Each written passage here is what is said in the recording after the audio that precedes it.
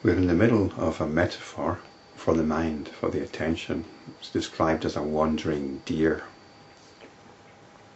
And it wanders far from the tree known as meditation or equanimity, samadhana. It's about being off-center. We've got the choice of being at the center or being off-center. So being off-center is the wandering deer, the wandering attention, or the hijacked attention. This deer is not easily satisfied with what it gets. Its cravings multiply, and it continues to go out far in search of satisfaction of those cravings. It gets attached to the many pleasure centers known as wife, children, etc., and it wears itself out in looking after them. It is caught in the net of wealth, etc., and it struggles to free itself. Again, I feel I should point out, this doesn't have to be understood as the rejection of family, although this is obviously part of the ancient Indian tradition.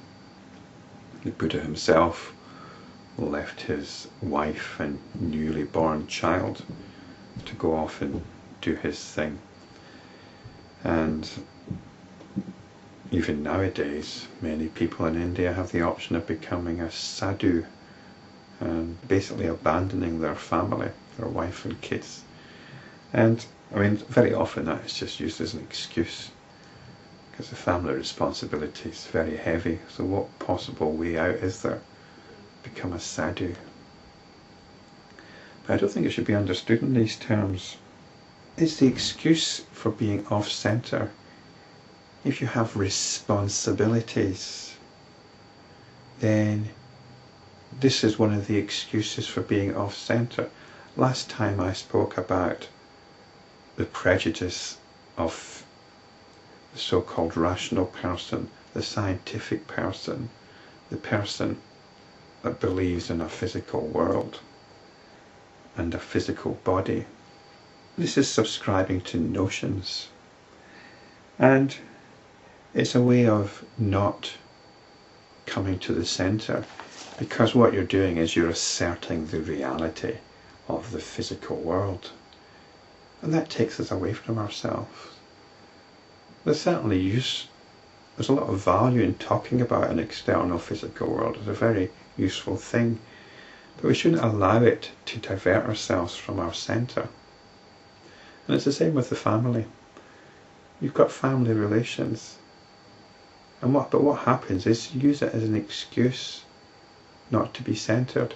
You can still have the family relations, but you're not getting caught up in neurotic anxiety and paranoia about it all.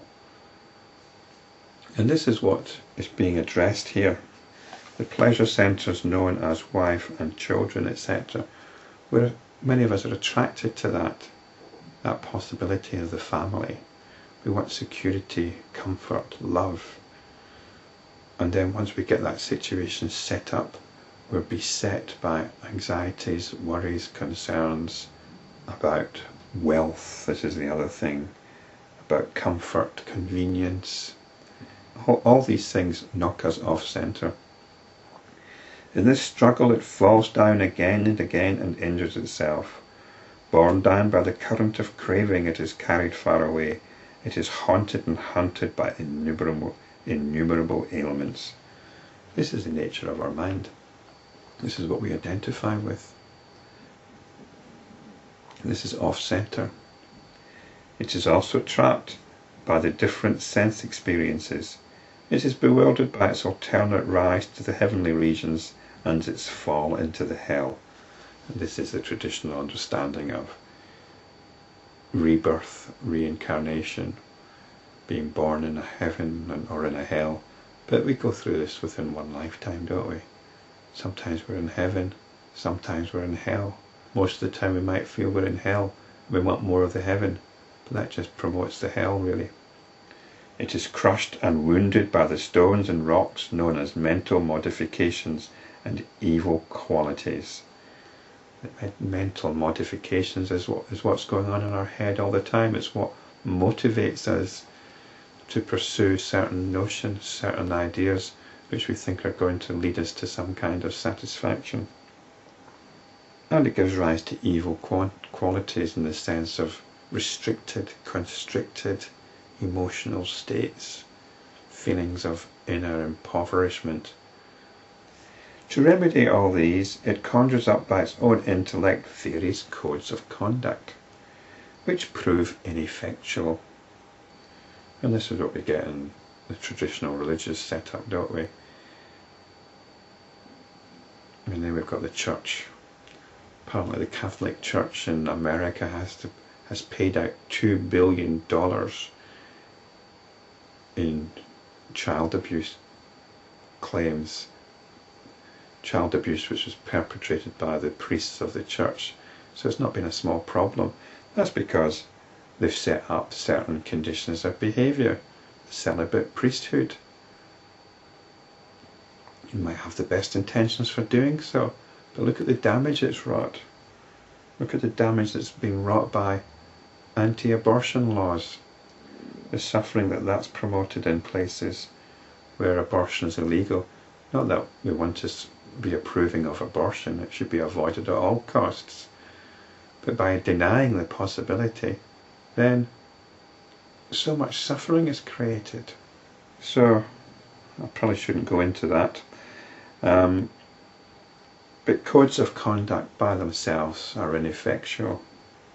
So the mind gets caught up in all this. It has no knowledge of the self or the infinite consciousness. And this is the centre. This is when the attention realizes its own nature, instead of getting caught up in all that stuff, all that off-centre stuff. The deer, known as the mind, is made insensible by the poisonous exhalation of the snake, known as worldly pleasure, and craving for such pleasure. We just get sucked into it. We get a little taste and then we become junkies. We feel in ourselves that we can't let go of it. Maybe you might agree with what I'm saying, but you think, well, it's all very well. Yes, you might agree with it, but you know, you've got your situation and you just got to get on with it. Well, this is the mindset that's being addressed here. It is burnt by the fire of anger, the fire of irritability, of road rage, of righteous indignation. It is dried up by worries and anxieties. It is pursued by the tiger known as poverty. And somehow the wealthier you get, the more you're pursued by this tiger. It falls into the pit of attachment. Its heart is broken by the frustration of its own pride. At some stage, this deer turns away from all this and seeks the refuge of some tree already described, the tree of meditation, or the centre. And there it shines brightly.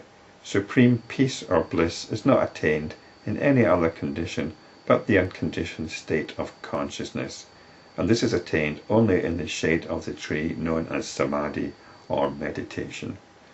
And we should be quite clear, we're not talking about your stereotyped image of meditation here.